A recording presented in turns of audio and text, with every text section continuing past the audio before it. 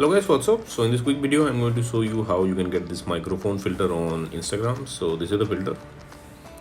So to get this filter on Instagram, what you can do, visit the creator profile. Hugo is the creator of this filter. You can follow him to unlock all his filter to your Instagram camera tray. He's having some awesome filter. So check in his filter gallery, and this is the filter microphone. Tap on it and you will see this preview. From here you can save it to your Instagram camera tray and you can tap on try to try the filter. And suppose you are not getting the effect like this, then what you can do, visit this website. Link to this website I'll give in the description box below. So here in this website you will see link to the filter. Just tap on the link and open it with Instagram. Okay, and likewise also you can get this effect on Instagram. So thanks for watching the video guys. See you in the next video.